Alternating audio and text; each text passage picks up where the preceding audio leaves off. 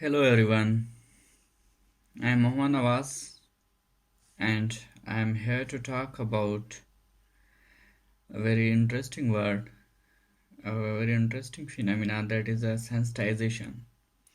Sensitization word is commonly used in biological sciences and information technology because it is a very dynamic word concept in its nature. That's why it is used in different disciplines, mostly used in the biological sciences and information technology and social sciences as well.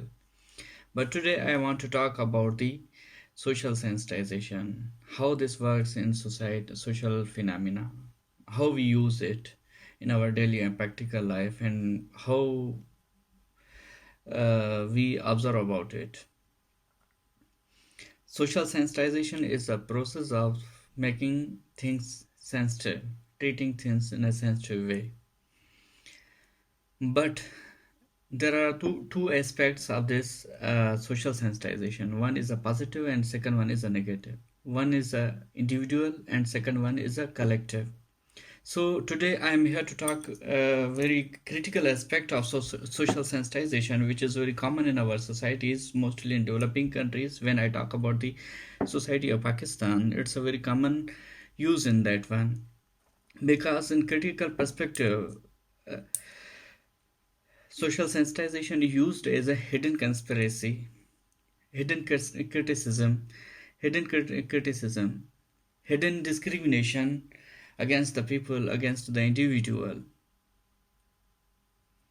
So, social sensitization is very essential part of the society and individuals. But use of the social sensitization in a negative way is not a constructive approach. Let's suppose I will quote some examples for positive use and negative use as well. For the positive use, social sensitization, if you focus or sensitize some collective issues like illiteracy in society, illiteracy in Pakistan, in Sindh, or illiteracy in Hyderabad, poverty in Hyderabad, poor infrastructure in Hyderabad, market mechanism, unstructured market mechanism in Hyderabad. This is a social sensitization which you highlight social issues and bring an attention of the government and different institutions that they should pay attention and to contribute to come forward to play their role, constructive role in order to give the right shape. But at individual level, when you see the social sensitization at the individual level, then it gives somehow negative aspects as well. Nowadays, you have seen in the uh, lockdown situation in Pakistan, in Hyderabad, that what happens, people sensitize few things very strongly, that poverty is increasing, people are become poor and feeling hungry due to the lockdown or due to the economic situation or different due to the different factors. Or what says that when any person is not feeling well, he's ill, if you will sensitize it very strongly, then he will feel more sick than he is. If you sensitize that individual is a poor, he will feel more poor than he is, because this is some kind of the psychological drive, psychological perspective. Social sensitization is at individual level or collective level is totally a psychological drive, which drive sets a mindset, shapes a mindset of individuals positively or negatively. And who is the actor of the social sensitization?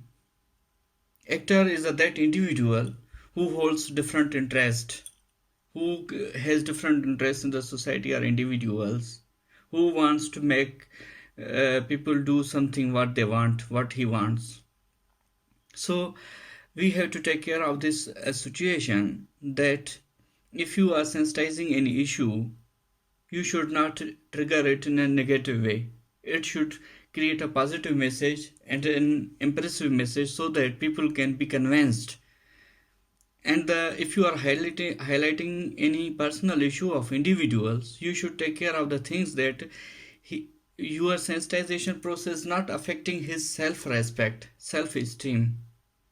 Because when you are damaging someone's self-esteem, self-respect, you don't realize it. The person who is experiencing that situation, he is suffering a lot from that silent pain, which he cannot complain or cry against that behavior. That is a social disorder, psychological disorder. But you have to be careful about that situation. So, in this situation, when you highlight any issue, you have to be careful about the social sensitization, that you are translating things in a positive way. There are two things: that when you offer sympathy to someone, it sympathy creates a dependency. But when you extend kindness to someone, it creates self-madness to the individuals.